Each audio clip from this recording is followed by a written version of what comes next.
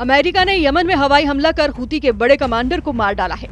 मारे गए Houthi commander का नाम अब्दुल नासिर अल कमाली है, जिसे हूती का इंटेलिजेंस विंग का चीफ बताया जा रहा है।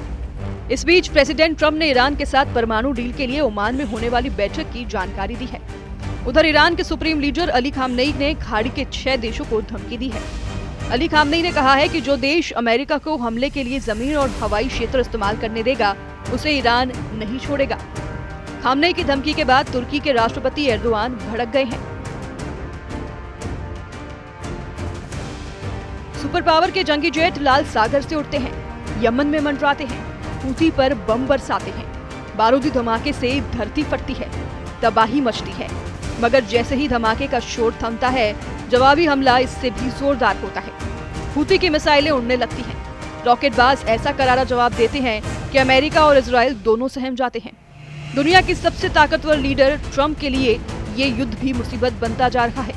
ट्रंप को एक बार फिर से ईरान ने जोर का झटका दिया है। जिसे ट्रंप एटमी बम वर्षक के धमाके दिखा रहे थे, जिसे ट्रंप ने जंगी बेड़े भेजकर डरा रहे थे, ट्रंप ने जिसे धरती से मिटा देने की धौंस जमाई, उसे ईरान ने सुपर पावर से सीधी टक्कर लेने का ऐलान कर दिया है। ईरान के सुप्रीम लीडर अली खामनेई ने तमाम दुश्मनों के नाम पैगाम जारी कर दिए हैं। ईरान के सुप्रीम लीडर अली खामनेई ने तमाम दुश्मनों के नाम पैगाम जारी कर महायुद्ध की चेतावनी दे डाली है। ईरान ने अपने लड़ाके फोर्स की तबाही के बाद उन सभी देशों को दहलाने का ऐलान किया है, जिन्होंने अमेरिका और इजराइल की मदद की है। अली खामनेई का दिमाग गर्म है। व्हाइट हाउस में नेतन्याहू और ट्रंप की मुलाकात का वीडियो सामने आने के बाद खामनेई का खून खौल गया है। ट्रंप नेतन्याहू की सीक्रेट मीटिंग की डिटेल ने ईरान को युद्ध के लिए भड़का दिया है।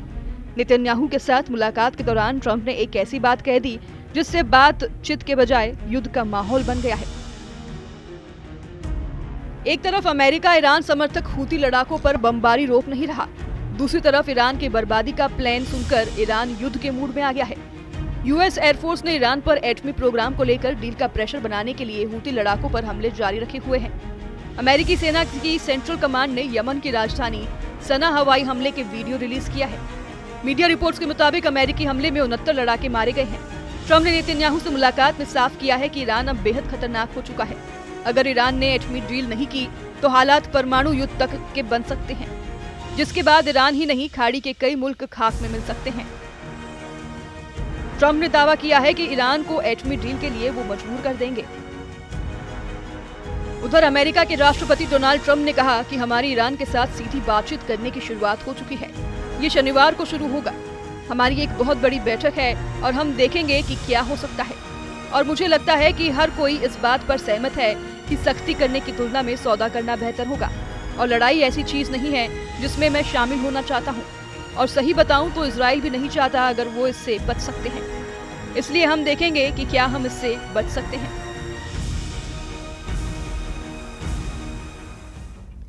ट्रंप ने क्लियर कट कहा है कि ईरान को किसी भी कीमत पर एटम बम नहीं बनाने दिया जाएगा, जबकि ईरान है कि परमाणु हथियारों के कारखाने बंद नहीं कर रहा। ईरान न्यूक्लियर प्रोग्राम पर ट्रंप से बातचीत के लिए भी अपनी शर्तों पर तैयार हुआ है। ट्रंप ने कई बार ये धमकी दी कि ईरान उनसे एटमी डील पर सीधे बात करे, जबकि ईरान ने तीसरे पक्ष की मौजूदगी में एटमी डील के हक में है। ईरान ने अमेरिका को ओमान में परमाणु प्रोग्राम पर बातचीत के लिए बुला भी लिया है, लेकिन खामनेई एटमी प्रोग्राम को बंद करने की बिल्कुल भी मूड में नहीं है। ईरान के विदेश मंत्री सईद अब्बास अरागाची ने ट्रंप को 2 टूक लहजे में मैसेज दिया है कि ईरान का परमाणु कार्यक्रम शांति के लिए है, जिसे जारी रखा जाएगा। तो फिर ओमान में होने जा रही अमेरिका ईरान के मीटिंग में क्या होगा, जिसके लिए दोनों देशों ने हामी भरी है। ईरान के विदेश मंत्री ने सोशल प्लेटफॉर्म पर मैसेज देकर कहा है कि गेंद ट्रंप के पाले में है, तय उन्हें करना है कि युद्ध होगा या फिर शांति। ईरान की अचानक आक्रामक रुख अपनाने की वजह से यमन में अमेरिका को मिली नाकामी मानी जा रही है। 15 मार्च से अमेरिका ने यमन में हूती लड़ाकों पर बमबारी शुरू की। पहले जंगी जेट और फिर एटमी बम वर्षक से बारूद बरसाकर ट्रंप ने हूती लड़ाकों का सफाया किया। हालांकि 3 हफ्ते से ज्यादा चले हमले में अमेरिका को हासिल कुछ नहीं हुआ। हूती लड़ाकों ने जवाबी हमलों में अमेरिका इजराइल को दहरा रखा है। लाल सागर में अब भी अमेरिका के जहाज सलामत नहीं है। हूती की मिसाइलों ने इजराइल और अमेरिका के ड्रोन और मिसाइलों को तबाह कर डाला है, जबकि हूती से लड़ाई में अमेरिका के $1 अरब से ज्यादा रकम बर्बाद हो चुकी है। अमेरिका ने हूती के खिलाफ ऑपरेशन में अपने 6 परमाणु बम वर्षक और 2 जंगी बेड़े लगा रखे हैं।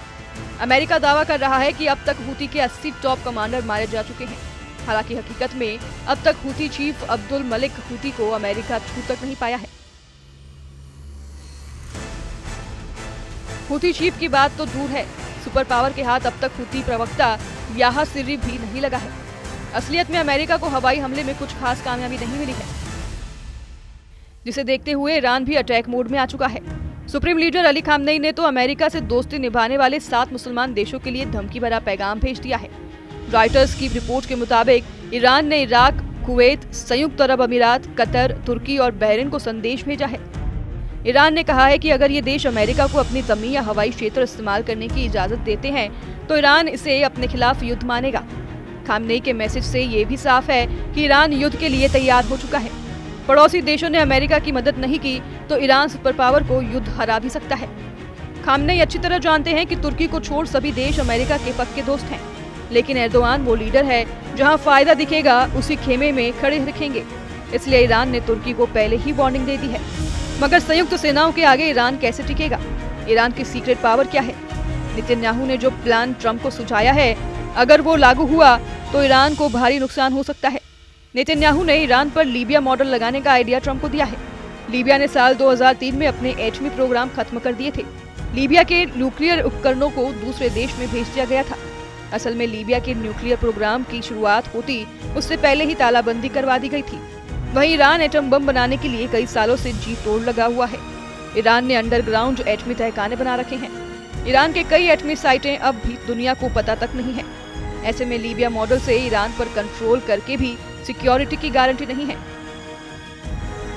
शायद यही वजह है कि ट्रंप अब ईरान का न्यूक्लियर प्रोग्राम तबाह कर सकते हैं। ट्रंप ने नेतन्याहू का जिस स्टाइल में वेलकम किया, उससे ये सिग्नल मिला है कि व्हाइट हाउस में जब नेतन्याहू की अगवानी करने ट्रंप पहुंचे थे तो उन्होंने अपना मुक्का दिखाया, जिसे दुश्मनों को कुचल डालने का ट्रंप स्टाइल कहा जा रहा है। ट्रंप गाजा का हाल देखकर ईरान को सरेंडर करने को कह रहे हैं। ट्रंप ने दावा किया है कि गाजा युद्ध किसी भी दिन खत्म हो सकता है।